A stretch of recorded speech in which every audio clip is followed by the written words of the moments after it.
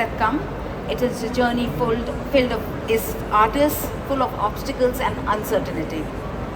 I came to the UK in 2007, 14 September. Most people remember when they came to the UK. I came armed with a BDS and an oral maxillofacial master's degree. I realized that those degrees were not valid. My master's degree was an intensive 3-year course where you do 7 years of work for 3 years, nights, weekends, long days. You'd never get a holiday. Once I did that course, I thought nothing could be worse. I was wrong. I came to UK. It still hadn't dawned on me that I would have to jump through multiple hoops to practice dentistry in UK. Since I was armed with a master's degree, I could have gone the Max Fax route and become a consultant. But that meant me doing 10 years of medicine that is added on to 8 years of dentistry and training I had already done back in India. I'm a woman, time was not on my side. So I chose to go back into dentistry. I probably was wrong, was right, I don't know, time will tell. I was keen to work because I didn't want to take money from my husband to fund for this exam. I wanted to earn it on my own. So I printed my CV out. Every day I would print my CV out, Google up hospitals, go to London, drop my CVs out. I got lucky one day. I met a consultant who was having lunch and I dropped my CV out. I got a job. There was an interview, there was a process, I got the job. I did senior house officer job on a temporary registration kindly given by the GDC. The senior house officer job is not an easy job. It is very demanding, and especially when you've come from another country, how to enroll a patient, how to book them in, is all a very new process. I had to fit that in along with my study routine for my part 1, which I had to fund. So I did that. My SHO experience was very good. The consultants were very kind. My colleagues were very helpful, and I went ahead and gave my part 1. When I gave my part 1, I realized I'm going to sit one of the most expensive examinations in my life. Not because the exam is only expensive. It is because the funding of it, which surrounds it, is expensive. The courses are all private. There's no quality assurance for any course. I've been talking to people who have come to this dentistry show. Some people have paid 30,000 pounds, rupees. Some people have paid 35. Some people have paid 26,000 pounds. I know, I talk to these people. Some of these stories go back to India where their fathers have sold their land, taken a lifetime loan to send their children to the UK. It isn't fair. Anyway, continuing with my story. So, apart from funding for the courses, one does set up a mini surgery in your house where you have a phantom head, you have teeth, you have an Annie, you have everything preparing for that exam every day. You do that, you set the part, and hopefully you pass. Anyway, coming back to my story. I would study late in the night. I would go to work the next morning, doing weekends on calls. And just reminding you, there was no WhatsApp, no Facebook at that time. I am very old. That media was only meant for social activities.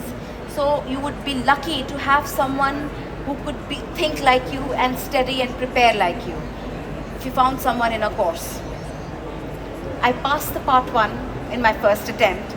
And when I passed the part 1, I thought, why do people say it is this difficult?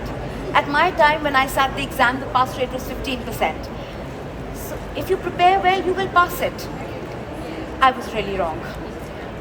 I continued working for my part 2, and I continued working in the hospital. I gave my part 2, I failed it. I am an Indian. I had immense family pressure to start a family. So I got pregnant. I was full-term pregnant when I sat my part 2, the third time. And the examiner was very sweet. He said, please don't give birth here, because he wanted to lighten up the room. I didn't give birth there. I did give birth later. I got my ORE Part 2 exam result I had fainted. And same day, I remember it clearly because these things are very close to your heart. Same day I get a hot call from the hospital.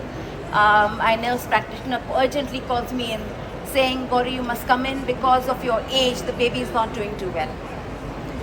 I thought there was no light at the end of this tunnel. I went in anyway. I dropped this idea of the exam for a few months. I had the baby is fine, he's very irritating, he's 12 years old now, but I had the baby, everything's fine.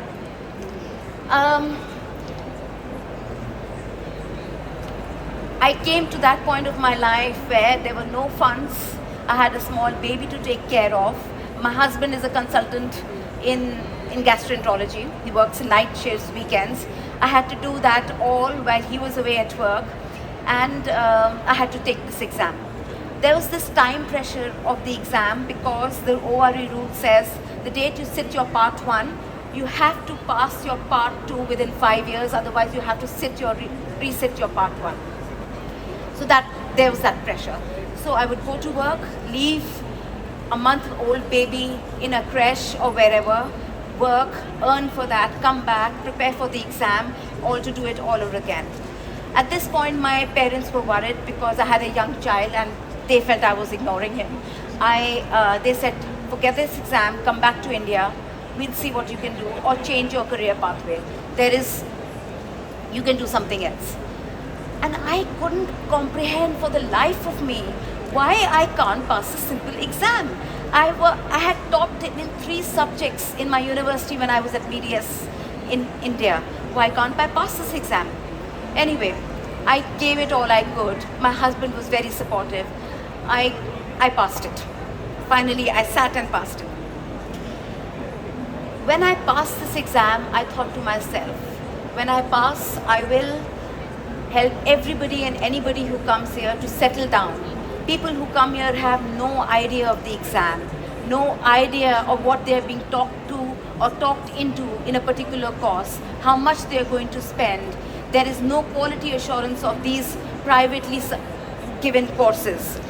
There are those lucky few who do pass it in the first attempt, but I know friends who have had divorces, whose husbands were not happy to fund them or to emotionally support them. They've gone back to India. There are people who are still working at Tesco's, McDonald's to fund for this exam. After passing the exam, it is still not easy. I could have chosen to become a private dentist the next day. That is what the GDC allows.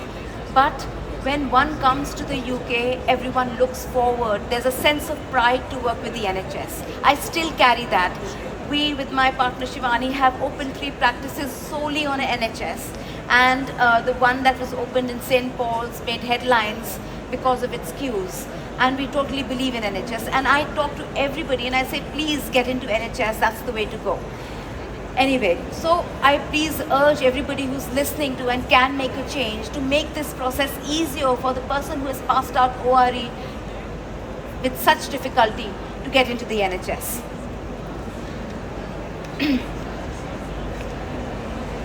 We created International Dental Organization with Shivani, Pip, Bridget, Neil, Dalit, so that we can help everybody who's listening to this talk and people who can help get together and go to the future and help everybody. Everyone is to gain here.